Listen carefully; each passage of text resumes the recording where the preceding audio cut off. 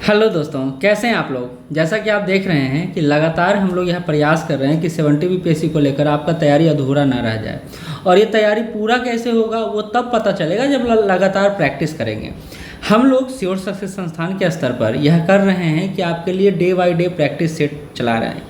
कुछ नहीं है, हम लोग एक कोर्स लॉन्च किए हैं, वो ये कोर्स है। और इसके साथ साथ हम लोग यूनिट बाय यूनिट टेस्ट भी लेते चले जाते हैं। तो आप चाहें तो टेस्ट सीरीज से भी जुड़ सकते हैं, आप चाहें तो इस पूरे कोर्स से भी जुड़ सकते हैं, आप चाहें तो किसी एक कोर्स से जुड़ सकते हैं। अच्छा बात क्या है कि अगर आप टेस्ट से जुड़ना चाहते हैं तो हम लोग सैटरडे और संडे 2 दिन टेस्ट चला रहे हैं, जो फुल लेंथ टेस्ट है। अब बाकी दिन आपका डे बाय डे टेस्ट है, जिसका डिस्कशन मैं अभी आपके सामने कर रहा हूँ। आज का यह टेस्ट कई मायनों में अलग रहा और इसका क्वेश्चन का लेवल सभी ने कहा कि बहुत अच्छा है और नंबर भी नहीं आया बच्चों का। उनका शिकायत था कि सर आप पढ़ाएं वो नहीं आया है। तो मैं उनको भी बताना चाहूँगा और आपको भी दिखलाना चाहूँगा कि सिर्फ पढ़ने से नंबर नहीं उठता है और सिर्फ पढ़ने से आप पास नहीं करेंगे। जो पागलों की तरह लोग पढ़ रहे हैं ना, उनको ये समझना चाहिए कि पढ़ना, फिर रिवीजन करना और फिर प्रैक्टिस करना, ये एक बेहतर तरीका है जिससे आप कॉन्फिडेंस क्रिएट कर पाएंगे और आगे बढ़ पाएंगे। कौन सफल होगा कौन सफल नहीं होगा इसका निर्धारण जो करेगा वो होगा फाइनल एग्जाम। लेकिन अभी आपको सही स्ट्रेटजी से काम करना है, ठीक है। तो चलिए चलते हैं आज के क्वेश्चन पर। और कैसा है क्वेश्चन, आप सॉल्व कर पाते हैं नहीं कर पाते हैं, कितना नंबर लाते हैं ये बताइएगा। क्योंकि हाईएस्ट नंबर जो आज आया है वो आया है 15 नंबर, अप्रॉक्स 15 नंबर, ठीक है। बाकी सबका 5, 6, 7, 8 के बीच ही रहा है। तो पहला क्वेश्चन है, कहता है उत्पत्ति और ब्रह्मांड सौर प्रणाली के विकास का भौगोलिक क्षेत्र दिया हुआ है, उसका वर्णन दिया हुआ है, ठीक है। अब आपको इसका मिलान करना है। जैसे हमने पढ़ा था और आपको याद होगा, जो भी देख रहे होंगे क्लास के बच्चे, कि हमने पढ़ा था कि 0 डिग्री होता है, विषुवत रेखा होता है, इसी को भूमध्य रेखा भी बोला जाता है, इसको इक्वेटर लाइन भी बोला जाता है। ऊपर हमने पढ़ा था मकर रेखा या कर्क रेखा। तो हमने पढ़ा था कि ऊपर कर्क रेखा होता है और नीचे मकर रेखा होता है, याद है। फिर हमने पढ़ा था, थोड़ा सा इसका पॉइंट, फिर हमने पढ़ा था ऊपर इसके ये 66.5 डिग्री है या 23.5 डिग्री है, 0 डिग्री है। तो 66.5 डिग्री के ऊपर हमने पढ़ा था कि ये शीत कटिबंध होता है, ये शीतोष्ण कटिबंध होता है और ये उष्ण कटिबंध होता है। तो उसी को टेम्परेट जोन बोला हुआ, ट्रॉपिकल जोन बोला हुआ, कोल्ड जोन बोला हुआ, ठीक है। अब इसको मिलान करना, देखिए कितना आसान क्वेश्चन है। अगर आप जानते हैं तो ये कितना आसानी से बन जाएगा। अच्छा, शीतोष्ण क्षेत्र कैसा होगा? क्या बहुत ज़्यादा गर्म होगा? बिल्कुल नहीं। ये एरिया है तो बहुत ज़्यादा गर्म तो नहीं होगा, सूर्य भगवान का तिरछा जाएगा प्रकाश यहाँ पर। तो अब देखिए, तो अब इसको मापिए, अत्यधिक ठंडा तो ये तो नहीं होगा, सर्वाधिक सीधी और नहीं होगा, मध्यम तापमान विशिष्ट मौसम बिल्कुल सही है। अच्छा देखिए, उष्ण कटिबंधीय कैसा होगा? तो गर्म होगा, सीधा भगवान सूर्य का प्रकाश वहाँ पर पड़ेगा, तो ये तो बी का 2 हो जाएगा। अगर 2 मिल गया है तो आंसर तक आप नहीं पहुँच जाएंगे। बताइए कितना आसान क्वेश्चन था। और फिर कहते हैं कि ये हार्ड क्वेश्चन है, अगर आप रट के पढ़िएगा तो हर सब्जेक्ट हार्ड लगेगा। मैं इसलिए वर्ल्ड ज्योग्राफी पढ़ाने में 2 बातों का ध्यान रखा हूँ, कहीं हमसे तथ्य मिस ना हो जाए और कंसेप्ट छूट ना जाए। इसलिए नोट्स भी बेहतर दिया है मैंने आपको और समझाया है बेहतरीन आपको, ताकि आपका क्वेश्चन गलत ना हो पाए, ठीक है। चलिए अगला देखिए ना, अगला तो और आसान है, आप आराम से बना लेंगे। नहीं बना लेंगे? देखिए तो क्वेश्चन पढ़िए, तो जरा पढ़ते हैं। कहता है कथन एक अक्षांश प्रधान मध्याह्न रेखा के पूर्व या पश्चिम में दूरी को मापता है। अच्छा, पहले आपको पता होना चाहिए कि लैटिट्यूड किसको कहते हैं, लॉन्गिट्यूड किसको कहते हैं। चलिए, इसको क्या कहते हैं? अक्षांश कहते हैं, लैटिट्यूड कहते हैं, ठीक है। और इसको क्या कहते हैं? देशांतर कहते हैं, लॉन्गिट्यूड कहते हैं। अब ये कह रहा है कि अक्षांश प्रधान मध्य रेखा के पूर्व या पश्चिम की दूरी को, अक्षांश कभी पूर्व और पश्चिम को माप सकता है?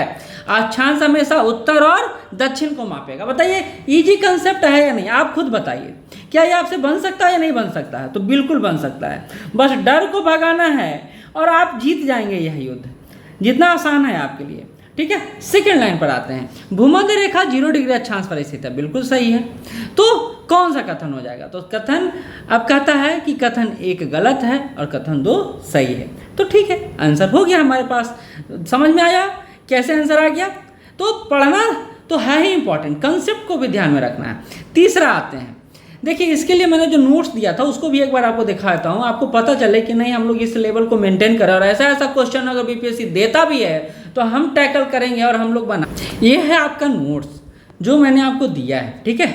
अब देखिए अक्षांश देशांतर सभी मैंने यहाँ पर समझाया है। यही जो है, यही फिगर जो है जिसमें से आज 3 और 4 क्वेश्चन रहा है। जब आपको पता होना चाहिए, हमने पढ़ा था, समझाने में यहाँ आसान रहेगा कि ये एरिया गर्म एरिया होता है, मैंने बताया था और आपने भी समझा था और आपको समझ में भी आ गया था। क्यों गर्म होता है? क्योंकि सूरज को रोशनी सीधे यहाँ पर पड़ता है। फिर देखिए सूरज कहाँ से कहाँ मूव करता है, 23.5 डिग्री ऊपर, 23.5 डिग्री नीचे, ठीक है। ये समानता उष्णकटिबंधीय एरिया कहलाता है, ठीक है। हमने पढ़ा था इसके ऊपर जो है शीतोष्णकटिबंधीय एरिया है, ठीक है, नीचे भी शीतोष्ण, और ऊपर क्या है, शीतकटिबंधीय एरिया है जो 66.5 डिग्री के यहाँ तक शीतोष्ण, यहाँ इसके ऊपर शीतकटिबंध, आर्कटिक सर्किल जिसको कहते हैं। तो ये अगर आपको याद है ना तो 4-5 क्वेश्चन आपको यहाँ से बन जाएगा। और आपको अगर कंसेप्ट नहीं पता है, आप रट के आए हैं तो आप नहीं बना पाएंगे। देखिए सारा पॉइंट लिखा हुआ है, पॉइंट बाय पॉइंट लिखा हुआ है। और अगर आपको ये नोट्स लेना है, नोट्स भी आपको हम दे रहे हैं, आपको नोट्स लेना है तो ऐसा ही नोट्स आपको बेहतरीन नोट्स मिलेगा। आप इसके लिए एक नंबर लिख रहा हूँ मैं, आप उस पर व्हाट्सअप कर लीजिएगा या कॉल कर लीजिएगा 9334710148। इस पर कॉल या व्हाट्सअप कर लीजिएगा टेस्ट सीरीज के रिगार्डिंग, या फिर आपको मटेरियल लेना हो या क्लास लेना हो जिसके रिगार्डिंग। चलिए थर्ड क्वेश्चन की तरफ बढ़ते हैं। जैसा कि मैंने बोला वो फिगर याद है तो आपको आधा क्वेश्चन बनते चला जाएगा। विश्वास मानिए, आपको कंसेप्ट क्लियर है तो क्वेश्चन बनेगा। कहता है शीतोष्ण कटिबंध में न्यूनतम तापमान का अनुभव होता है क्योंकि सूर्य की किरणें एक तिरछी कोण पर पड़ती है। बहुत सही बात है, अभी हमने देखा सीधा है तो यहीं पर पड़ता है, यहीं गर्मी होता है, बाकी यहाँ तो तिरछा पड़ता है, ठीक है। शीतोष्ण कटिबंध में आर्कटिक वृत्त से लेकर उत्तरी ध्रुव तक का क्षेत्र शामिल है, बिल्कुल गलत। ये शीत कटिबंध होता है। क्या होता है? ये शीत कटिबंध होता है।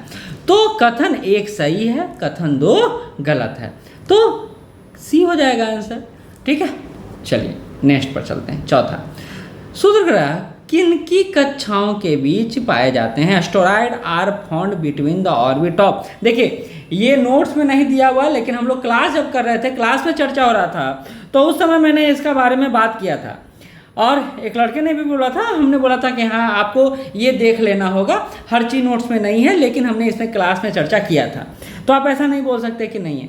हमने बताया था कि मंगल और बृहस्पति के मध्य जो है क्षुद्रग्रह पाया जाता है, एस्टेरॉयड पाया जाता है। एस्टेरॉयड को लेकर एक और जानकारी है जो आप जान लीजिए। माना जाता है कि एस्टेरॉयड जो थे पहले ग्रह के रूप में थे, लेकिन फिर ये टूटे और ये फिर मंगल और बृहस्पति के मध्य अवस्थित हो गए। 4 सबसे बड़े एस्टेरॉयड के बारे में जान लीजिए, ये काम देगा आपको। पहला है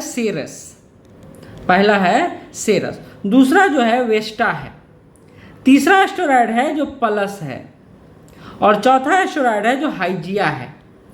और अब बाद में जाके इस पर एक क्वेश्चन भी आपको करना है, तो ये आपको पता होना चाहिए, ठीक है। आगे बढ़ते हैं।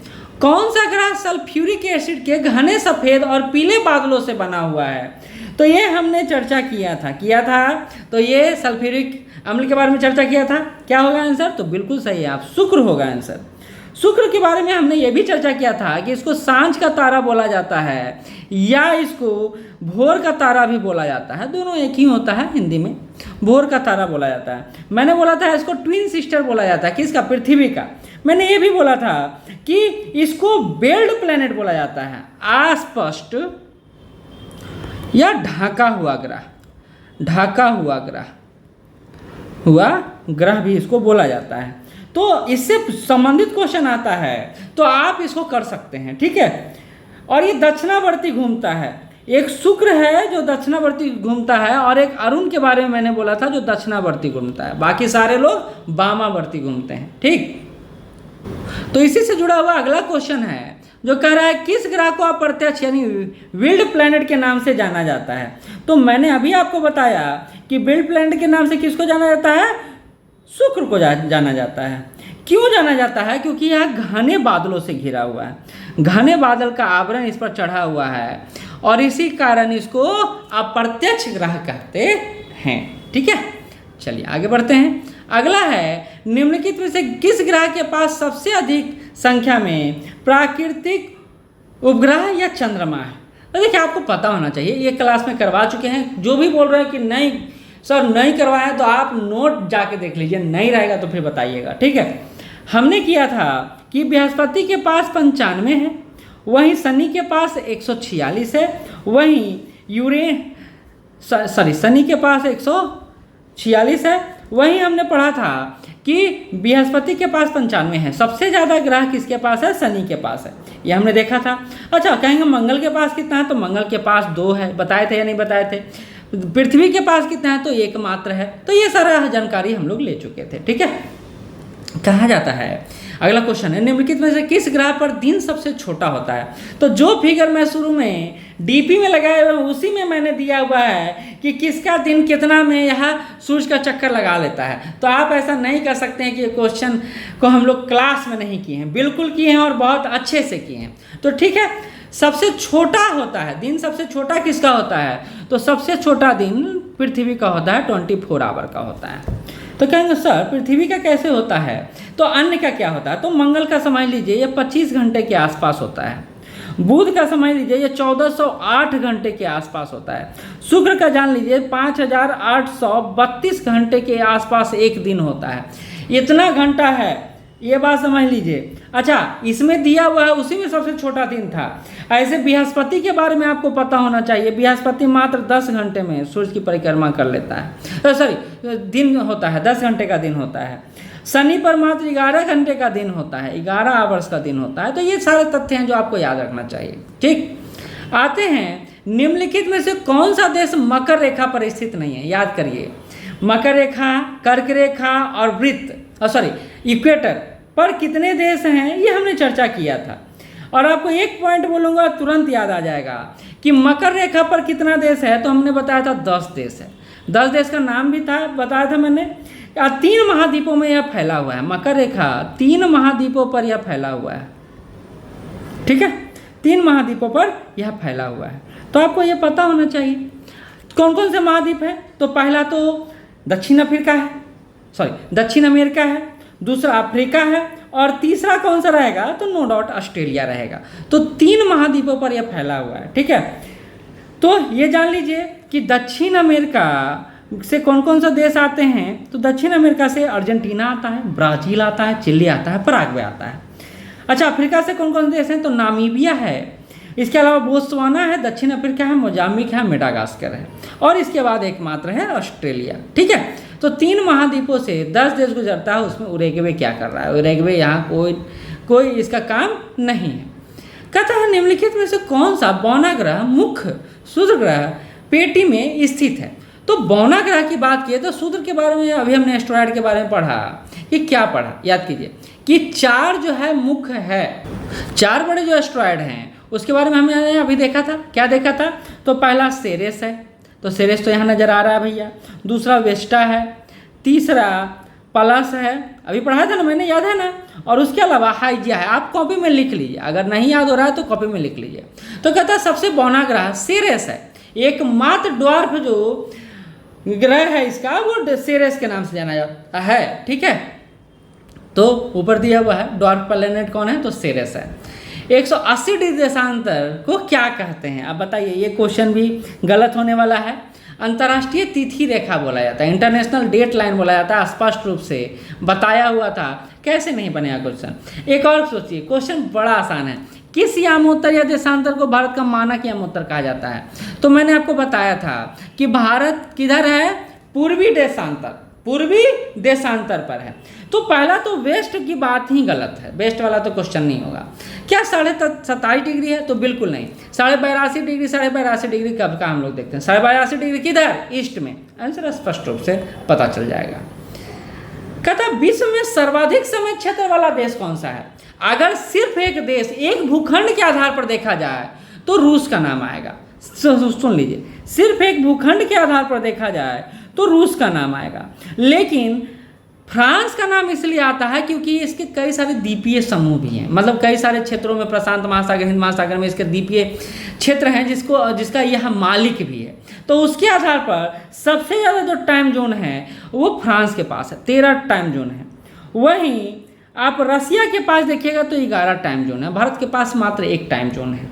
तो इस आधार पर फ्रांस होगा, ठीक है। अगला क्वेश्चन की तरफ बढ़ते हैं। नेक्स्ट क्वेश्चन जो आपके पास है वो है, निम्नलिखित में से किस प्रकार की वर्षा को वायुमंडलीय वर्षा के रूप में जाना जाता है? देखिए, वर्षा पढ़ा रहा था मैं और बोला था 2 वायु राशियाँ, या तो ठंडी होगी या गर्म होगा। इसको उष्ण भी बोले थे। या तो इस साइड बढ़े या इस साइड बढ़े। इसी सिचुएशन को हम लोग वाताग्र सिचुएशन भी कहते हैं, याद है, फ्रंट्स कहते हैं। अब कहता है किस प्रकार की वर्षा वायुमंडलीय वर्षा के रूप में जाना जाएगा। तो वायुमंडलीय वर्षा कहाँ होगा, ऊपर से होगा। तो क्या मौखिक वर्षा इसमें होगा, वर्टिकल रेनफॉल होगा, साइक्लोनिक रेनफॉल होगा, या फिर वर्टिकल रेनफॉल होगा, या फिर उपयुक्त में से एक से अधिक। तो ये आप समझिए, इस तरह की वर्षा जो वायुमंडलीय वर्षा के रूप में जाना जाता है वो चक्रवातीय वर्षा होता है। ठंडी जलधारा जब इधर बढ़ती है तो गर्म जलधारा ऊपर उठ जाता है और यह संघनित होता है और वर्षा करता है। ठीक है, कहीं कहीं इसको वाताग्र वर्षा के नाम से भी आप जानेंगे। ठीक है, 15 नंबर क्वेश्चन पे आते हैं। कहता उष्णकटिबंधीय चक्रवात ज़्यादातर महासागरों के पश्चिम भाग में बनते हैं और पूर्वी उष्णकटिबंधीय महासागरों में नहीं बनते हैं। ऐसा क्यों होता है? तो बड़ा सिंपल रीजन है। पहले ये बात समझिए कि चक्रवात, उष्णकटिबंधीय चक्रवात किस किस रूप में बन सकता है। देखिए, हम 2 तरह के चक्रवातों की चर्चा किए थे, आपको क्लास में याद होगा। तो एक तो शीतोष्ण चक्रवात की बात किए थे और एक उष्णकटिबंधीय चक्रवात की बात किए थे, याद है? बिल्कुल याद होगा। तो कहते हैं कि काहे यह ज़्यादातर महासागर के पश्चिम भाग में बनता है, पूर्वी उष्णकटिबंधीय महासागर में नहीं बनता है। तो इसका सिंपल सा कारण होगा जो चक्रवात बनने के लिए जरूरी विशेषता चाहिए वो, जैसे 27 डिग्री सेंटीग्रेड से ज़्यादा तापमान चाहिए, पहला। दूसरा, कोरोलिसिस बल की उपस्थिति चाहिए, कोरोलिसिस बल की उपस्थिति चाहिए। ठीक है, और आपको बताया था कि पृथ्वी के घूर्णन गति के कारण कोरोलिसिस बल का क्रिएशन होता है। ऊर्ध्वाधर हवा की गति में छोटे बदलाव चाहिए, यानी हवा ऊपर की ओर उठना चाहिए। तो ये सारे बात बताए थे। अब बताते हैं, कह रहा है कि पूर्वी और एक बात और बताए थे भारत के संदर्भ में कि भैया भारत में बंगाली खाड़ी में ही ज़्यादा चक्रवात क्यों उत्पन्न होता है, उष्णकटिबंधीय अरब सागर में क्यों नहीं उत्पन्न होता। तो मैंने बताया था इसकी गहराई कम है, कम गहराई है, जल्दी गर्म होता है, इसकी ज़्यादा गहराई है, बताया था, याद है? तो देखिए ऑप्शन पर जाइए। ठंडी धाराएं उष्णकटिबंधीय महासागरों के पूर्वी भागों की सतह के तापमान को कम कर देती है, और कम कर देती है, इसके कारण वर्षा कम होता है और चक्रवात नहीं बन पाता है। और ये वर्षा क्यों होता है? तो वर्षा इसलिए होता है कि चक्रवातीय स्थिति उत्पन्न होती है। तो यही बात बोला जा रहा है कि पहला ऑप्शन, दूसरा ऑप्शन, पूर्वी उष्णकटिबंधीय महासागरों पर कोरोलिसिस बल बहुत कमजोर है, ये ऑप्शन सही नहीं है। पूर्वी उष्णकटिबंधीय महासागरों में सागरीय धारा का अभाव है, ये भी गलत है। ऑप्शन ए इसका सही आंसर होगा। सैफियर सिम्पसन स्केल का उपयोग तीव्रता को मापने में किया जाता है। किसके तीव्रता को मापने में किया जाता है? तो ये आपको नहीं पढ़ाए थे। और ये एक बात याद रखिए, जब आपका क्वेश्चन सेट करता हूँ तो मैं देखता भी नहीं हूँ कि मैंने क्या पढ़ाया हूँ क्या नहीं पढ़ाया हूँ। वो तो जब मैं इसका एनालिसिस करने लगता हूँ तो मुझे पता चलता है चलो ये सेक्शन से है, ये सेक्शन से नहीं है। इसलिए क्योंकि मुझे लगता है कि पढ़ाई के अलावा भी, किताब और कॉपी के अलावा भी कई सारे ऐसे प्रश्न हैं जो अछूते रह जाते हैं, तो उसको भी हम लोग शामिल करते हैं। तो तूफान को मापने की एक इकाई है जो इसको सैफियर सिम्पसन स्केल कहा जाता है। तो ये तूफान की तीव्रता को मापता है। ठीक है, यह मुख्यतः 1 से 5 तक पॉइंट होता है, उसी के बीच यह तूफान को मापता है कि 1 आया, 2 आया, 3 आया, उसी के आधार पर इसकी तीव्रता का निर्धारण किया जाता है। ठीक है, चलिए आगे बढ़ते हैं। अब देखिए क्वेश्चन बड़ा कंसेप्ट वाला है, जिसको समझ में आएगा वो तुरंत बना देगा, नहीं समझ में आएगा नहीं बनाएगा। कहता है एक संक्रमण क्षेत्र, ये ट्रांजिशन जोन, जहाँ एक ठंडी वायु का द्रव्यमान एक गर्म वायु के द्रव्यमान को प्रतिस्थापित करता है। यानी क्या है, 2 धाराएं हैं, जल धाराएं हैं या वायु धाराएं हैं। ये ठंडा है, कोल्ड है, और ये क्या है, हॉट है। क्या कर रहा है, ठंडा चला जा रहा है हॉट की तरफ, यानी गर्म हवा की तरफ। ठीक है, और इसको क्योंकि गर्म हवा है तो ये तो ऊपर उठ जाएगा और ठंडा जल धारा नीचे रह जाएगा। तो ठीक है, तो कह रहा है ठंडी वायु धारा का द्रव्यमान एक गर्म वायु के द्रव्यमान को प्रतिस्थापित करता है, जो आमतौर पर भारी वर्षा, बारिश या बर्फ से जुड़ा होता है, जो तेजी से तापमान में गिरावट के साथ संयुक्त रूप से क्या कहलाता है। तो याद करिए, इसको क्या बोले थे हम लोग, शीताग्र बोले थे, उष्णाद्र नहीं बोले थे, उष्णकटिबंधीय नहीं बोले थे, शीतोष्ण कटिबंधीय बोले थे, याद है? तो शीताग्र कहलाता है, यह शीताग्र कहलाता है। कॉपी में देख लीजिए, लिखा हुआ स्पष्ट रूप से। अब देखिए, विभिन्न एरिया में चक्रवातों का नामकरण किए थे और फिगर के साथ बहुत ही अच्छे तरीके से मैंने बताया था कि किस एरिया में चक्रवात का क्या नाम है। जैसे मैंने बोला था कि आप जब हिंद महासागर में चले जाइएगा ना, जब हिंद महासागर में चले जाइएगा तो आपको चक्रवात कहा जाएगा। जब पश्चिमी प्रशांत एरिया में चले जाइएगा या दक्षिण चीन सागर में चले जाइएगा तो इसको आंधी बोला जाएगा, आंधी बोला जाएगा। यहीं अटलांटिक महासागर के पास चले जाइएगा, अटलांटिक महासागर के पास चले जाएगा तो ये चक्रवात कहलाएगा। यहीं पश्चिमी ऑस्ट्रेलिया के पास चले जाएगा तो विल्ली विल्ली कहलाता है। और उसी तरह चीन सागर के चक्रवाती तूफान को जो नामकरण दिया गया है वो टाइफून के नाम से जाना जाता है, तो प्रचंड तूफान के नाम से जाना जाता है। ठीक है, अब अगला है चक्रवातों के संबंध में निम्नलिखित कथनों पर विचार कीजिए। अब देखिए कंसेप्चुअल क्वेश्चन है, आपको आएगा तो बनेगा, नहीं आएगा नहीं बनेगा, तो कैसे बन जाएगा। अब इस पर कह रहा है कौन सा कथन सही है। पहले तो आप क्वेश्चन को ही समझ लें कि सही कथन के बारे में बोल रहा है। तो चलिए आते हैं चक्रवातों के संबंध में। उष्णकटिबंधीय चक्रवात हमेशा समुद्र की सतह पर उत्पन्न होते हैं, याद करिए। आपको बताया था शीतोष्ण कटिबंधीय चक्रवात कहाँ उत्पन्न होता है, उष्णकटिबंधीय चक्रवात कहाँ उत्पन्न होता है। ठीक है, तो ये बिल्कुल सही है, बिल्कुल सही है। कहता शीतोष्ण चक्रवात आमतौर पर विनाशकारी नहीं होते हैं, तो ये स्टेटमेंट को भी आप सही मान सकते हैं, क्योंकि ये ज़्यादा इसका विस्तार क्षेत्र नहीं होता है, तो ये ज़्यादा नाश नहीं करता है, यानी सर्वनाश नहीं करता है। तीसरा, शीतोष्ण चक्रवात आमतौर पर उष्णकटिबंधीय चक्रवातों की तुलना में आकार में बहुत छोटे होते हैं।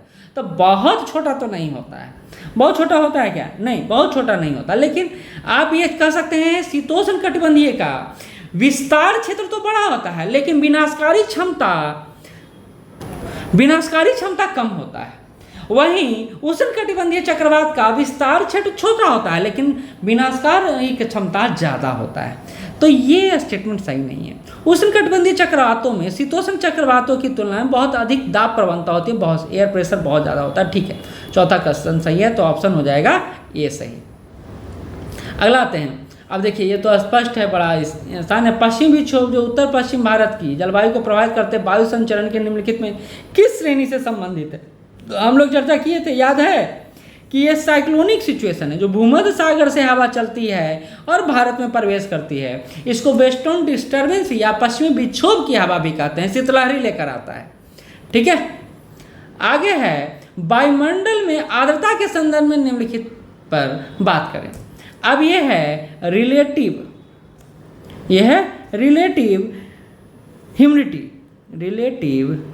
ह्यूमिडिटी,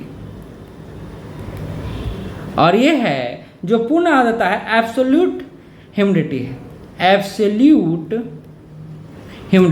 ये सामने लिखा हुआ, सॉरी ध्यान नहीं रहा। ठीक है, कहता है सापेक्ष आर्द्रता प्रतिशत दिन भर में व्यापक रूप से भिन्न भिन्न हो सकता है, तब भी जब हवा में जलवाष्प की मात्रा समान रहती है। बिल्कुल सही है।